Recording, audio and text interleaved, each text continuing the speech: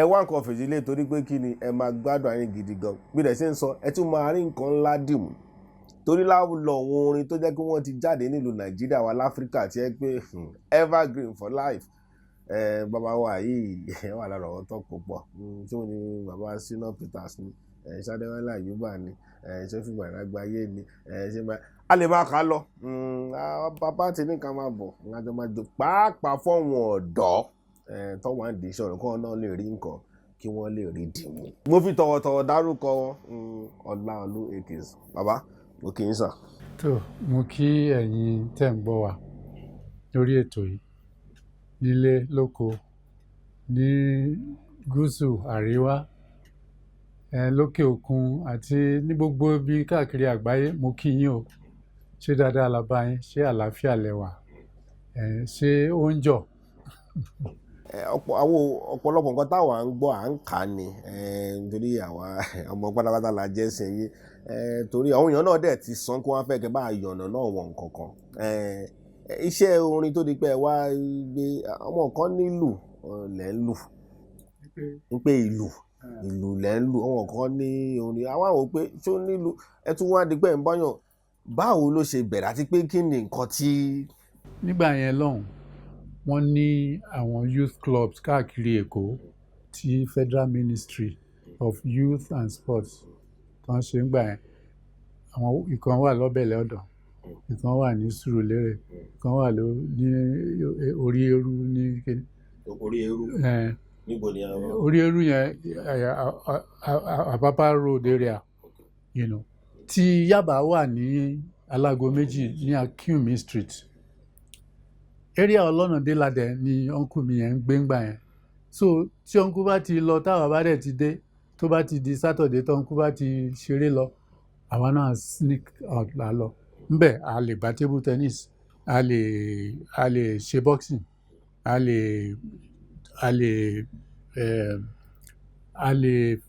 ní irinṣẹ́ ìlú àti nǹkan kan wọ́n tún kó síbẹ̀ fáwọn ọmọ tó bá fẹ́ jẹ́ pé nǹkan tí wọ́n fẹ́ ṣe ni tó wọ́n láti máa ṣe wọ́n dẹ̀ fi àwọn èèyàn síbẹ̀ bí àwọn welfare officers tó fi máa ń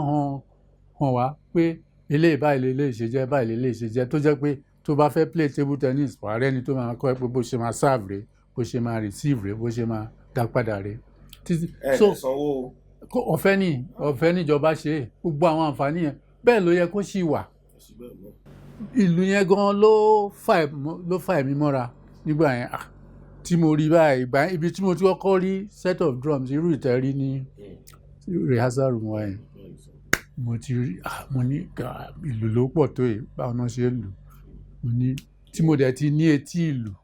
mo ní eléyìí ní máa bí mo ṣe bẹ̀rẹ̀ yẹn mo wá sọ fún wọn pé eléyìí lèmi láìkó àwọn bá dẹ̀ ń bẹ̀rẹ̀ fi hàn mí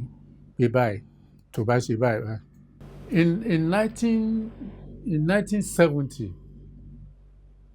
Ginger Baker came from the drummer of drummer group kan British group kan tó ń pè ní Cream àwọn mẹ́ta ni ó wá láti ìlú òyìnbó ó wa mọ́tò wá Range Rover àgbà yẹn ló ṣẹ̀ṣẹ̀ Range Rover láti bọ́lá ti wà wá sá ó wá across the desert láti ìlú òyìnbó bẹ́ẹ̀ni ó wá across the desert mọ́tò Range Rover yẹn Range Rover tẹ́ ń rí káàkiri yẹn sì ní ìbẹ̀rẹ̀ òun ló kọ́kọ́ wá across the desert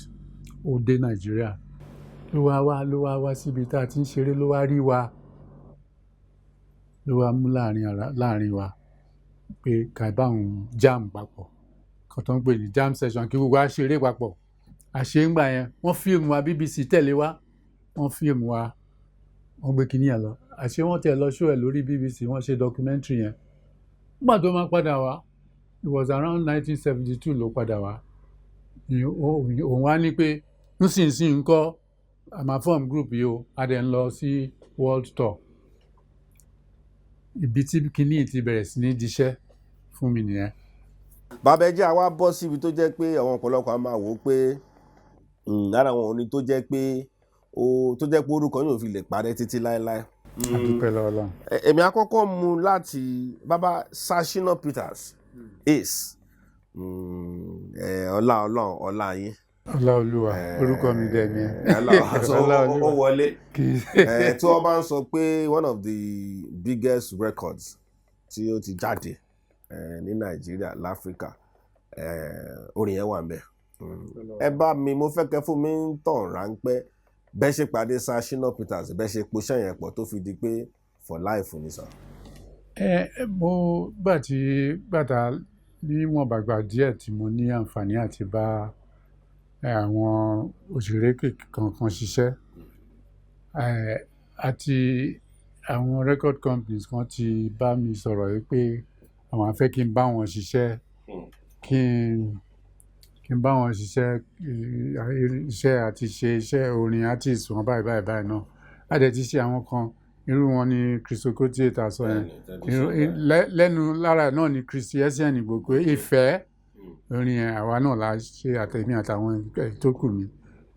Lẹ́yìn yẹn ni company tó record Shina Peters, CBS náà jẹ́ ńgbà yẹn, American company ni but Nigerian branch wọn. Wọ́n máa ń kó record, foreign records, àwọn American records wàhátà ní Nàìjíríà ni wọn kì í record, wọn kì í ṣe record artist ti Nàìjíríà. Ṣùgbọ́n musician union gbà yẹn tèmi náà jẹ́ lára wọn, P-man,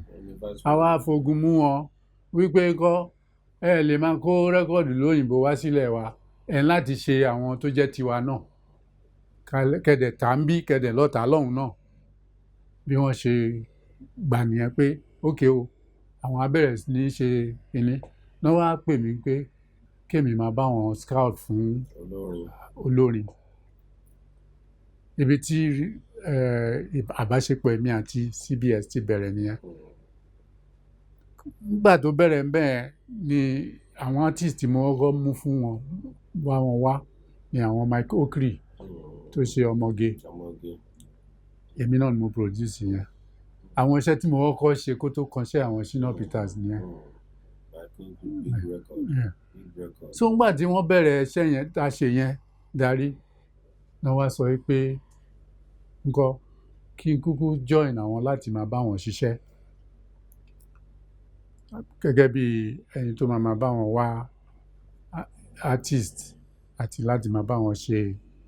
ètò àti record àwọn artist wọn yẹn. Ní kò tí ì pẹ́ tí mo bẹ̀rẹ̀ sí ní bá wọn ṣiṣẹ́ ni ọ̀rọ̀ Shina Peters wáyé. Ọ̀rẹ́ wa kan Ọlọ́run kó fọ̀run kẹ́, wọ́n pè ní ṣọkọyọkọ̀tọ̀, Jídé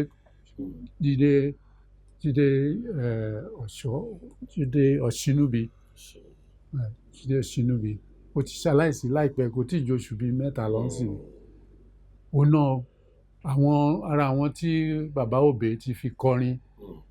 ó ní bàbá ló fún ní ṣọkọyọkọ̀tọ̀. Òun náà dẹ̀ máa ń létí orin.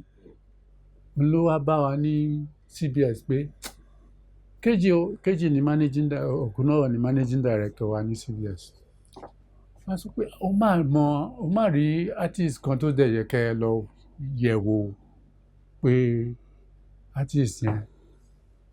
pé kò ń ṣe artist tuntun ṣùgbọ́n nǹkan tó ń dánwò sí i ó dáa kẹ́ ẹ fetí gbọ́ o. Torí Shina Peters ti ṣe oríṣiríṣi record lẹ́yìn tóun àti Ṣẹ́gun Adéwálé pínyà, ó ti ṣe oríṣiríṣi record ṣùgbọ́n tí àwọn èèyàn fi bẹ́ẹ̀ kọbi ara sí. Pàtẹ́ ni ẹ wá sọ bẹ́ẹ̀ ni wọ́n wá pè mí pé nǹkan kémi kí n lọ tẹ̀ gbọ́ Shina Peters wò. Mo bá lọ síbi tí ó ti ń ṣeré ní Stadium Hotel ńgbà yẹn. Òun ò mọ̀ pé mi wà ń bẹ̀ o. Èmi kàn wọlé bí ẹni tó wá kàn wá, èmi náà wá ṣe fàájì.